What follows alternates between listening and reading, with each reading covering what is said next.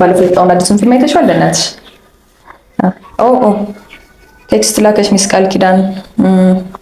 በኋላም ስብሰባ አለን ከሰዓት በኋላ ተዘጋጅ። ኧረ በስመ አብ ምን ሆና ነው በእናትሽ እንደዚህ አይነት ቴክስት የጻፈችው? ምን አይነት ቆይማ ላምብልሽ። To the whole department, it's time to meet in the boardroom. I read your reports from the past week and they're not good enough. If we don't break our old habits, they're going to find a new team. Don't let the past define us. Bring their files and show me you're ready. The company relies on you. Its success is in your hands. እና ምንድነው ችግሩ? ስትሰሚውማ ምንም ችግር የለውም፣ ግን የጻፈችውን ብታነቢው በጣም ስህተቶቹን ታገኛቸው ነበረ። ከፈለግሽ ያቸው። ግን እኮ በጣም ጎበዝ አለቃ ናት። ለሱ ምንም ጥያቄ የለውም። በጣም ምርጥ የሆነች አለቃ ናት። ግን አንዳንድ ጊዜ የሚልሽ ራሳችንን አፕዴት ካላደረግን በዚህ ዘመን እንግሊዘኛ በጣም መሰረታዊ ነገር ነው። ኤኒዌይስ ምንም ማድረግ አይቻልም ማለት ነው። አለቃሽን ሄደሽ አሁን ይሄን ስህተት ሰርተሻል ማለት በጣም ከባድ ነው። ኦኬ ሰላም። ድንገት ሰልፍ ስለሰማሁት ነው የመጣሁት። ጎበዝ አለቃ ስለተባልኩኝ ደስ ብሎኛል። ግን ማስተካከል ያለብኝ ነገር ምንድን ነው? እንዳላችሁት እውነት ነው፣ እንግሊዘኛ በዚህ ዘመን ላይ ቁልፍ ነው። እንግሊዘኛ አይ ቲንክ ባለፈው ዓመት ትልቅ የሚባል የህይወቴን እድል ያሳጣኝ እንግሊዘኛ ነው። ስለዚህ ምንድን ነው ማስተካከል ያለብኝ? ዛሬ ከጻፉት ነገር ላይ መስተካከል አለበት የምትሉት ነገር ንገሩኝ። ሰውዬ አይ ማለት ያው ከድምፅ አንጻር እኮ ትክክል ናቸው። ድምፃቸው ላይ ምንም ስህተት የለም። ግን ስፔሊንግ እና ትርጉማቸው ግን የተለያየ ነው የሚሆነው። እንደዚህ አይነት ቃሎች ሲሆኑ ያው ሆሞፎን ነው የምንላቸው። ለዛም ነው በእርግጥ በጣም አሳሳች የሚሆኑት። የድምፅ ልዩነት የላቸውም፣ ግን ስፔሊንጋቸውን በደንብ ለይተን ካላወቅን እና ትርጉማቸውን ለይተን ካላወቅን እውነት ነው ያሳስታል። ማለት መረዳት እንችላለን ምን ለማለት እንደፈለግሽ፣ ግን ልክ አይደሉም አብዛኞቹ።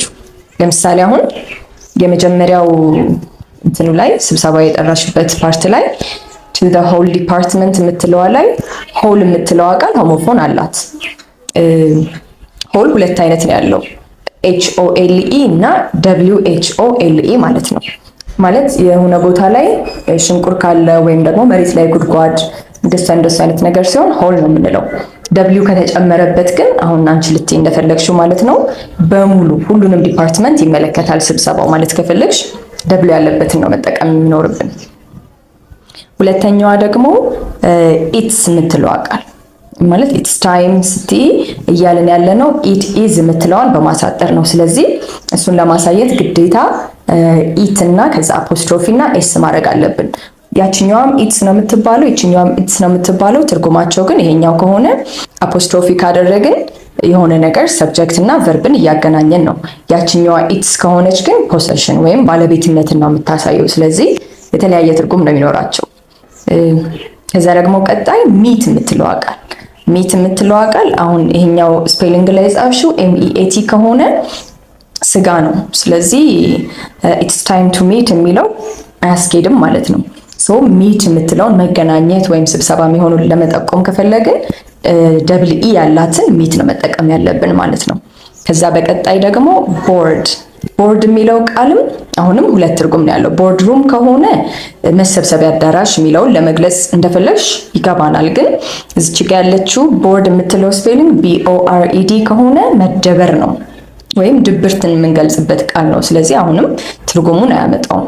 ከዛ በቀጣይ የምናገኛት ደግሞ ሬድ ስትሆን አሁንም የአነባበብ ልዩነት ነው የሚያመጣው። ሬድ የምትለዋ ቃል ሪድ ለምትለዋ ፓስት ቴንስ ናት፣ ግን የስፔሊንግ ልዩነት አይኖራትም።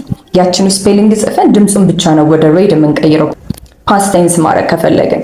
እችኛዋ ግን ድምጿ ምንም እንኳን ከፓስት ቴንሷ ጋር ተመሳሳይ ቢሆንም ይሄ ግን ቀይ ቀለም የሚለውን ለመግለጽ ነው የምንጠቀምበት። ከዛ ደግሞ there እነዚህ ሶስት ናቸው። there የሚሉ ቃሎች ሶስት አይነት ቃሎች ግን በተመሳሳይ ድምፅ ነው የሚመጡት። ስለዚህ አሁን እኛ ማለት የፈለግነው እዚህ አንቺ የጻፍሻት ላይ they're not good enough they are የምትለዋን ኮንትራክት ማድረግ ነው የፈለግሽው። እዚህ ጋር ግን ያለችው THERE ከሆነች there ማለት እዛ የሚለውን ወይም ቦታ ለመጠቆም ነው የምንጠቀምበት።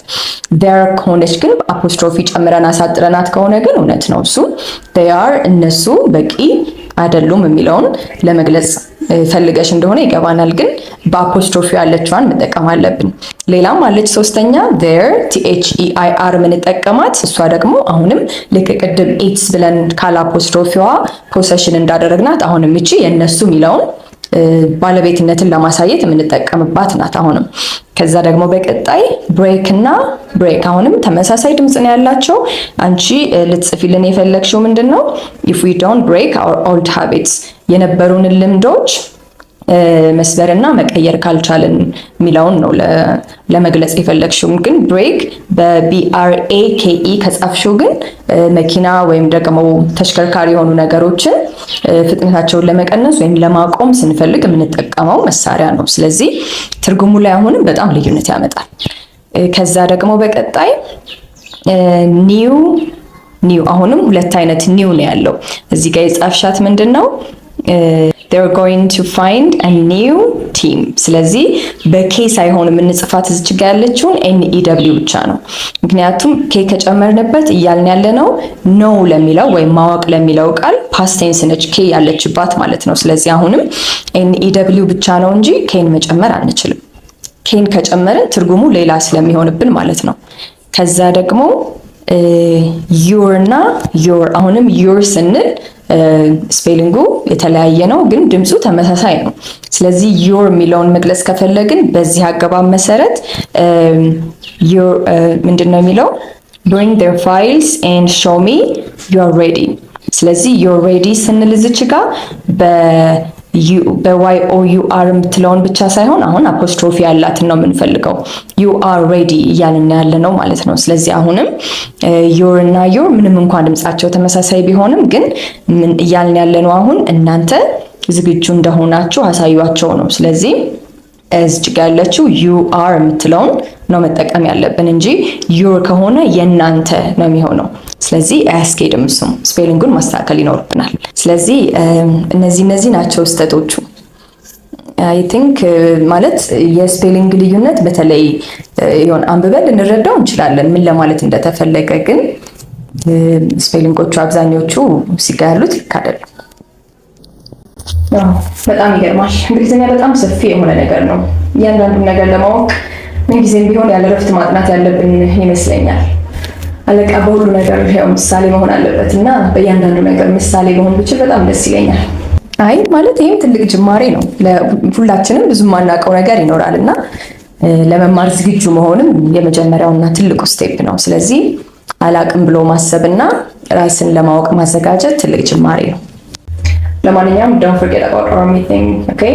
And meeting with a double E in it. Okay, we'll be there. Okay. በነገራችን ላይ ሚስ ቃል ኪዳን እሷ የዩቲዩብ ቻናል አላት ብዙ የእንግሊዘኛ ጠቃሚ የሆኑ ቲፖችን የምትሰጥበት እና ከፈለግሽ እዛ ላይ ሰብስክራይብ አድርገሽ ማየት የምትፈልጊውን ነገር ሁሉ በተለይ ስፔሊንግ ላይ በደንብ ሰርታ ስለነበረ ከዚህ በፊትም እነሱን ሁሉ በደንብ ማየት ትችያለሽ። ምናልባት ደግሞ ያስፈልጋቸዋል ብለሽ የምታስቢያቸው ካሉ ለነሱ ሼር ማድረግ ትችያለሽ። በዛ ላይ ኦንላይን ክላስም ስለምትሰጥ በጣም አስፈላጊ ይሆናል ብለሽ ለምታስቢያቸው ሁሉ እሱንም መንገር ትችያለሽ። ኦንላይን ክላስ በደንብ ትሰጣለች እና ምናልባት ጊዜ ካለሽ በእርግጥ በጣም ቢዚ እንደምትሆኝ አስባለሁ፣ ግን ጊዜ ካለሽ ኦንላይን ክላስም ትሰጣለች። ለሌሎችም ብትነግራቸው መደወልና በፈለጉ ሰዓት እሷን ማግኘት ይችላሉ።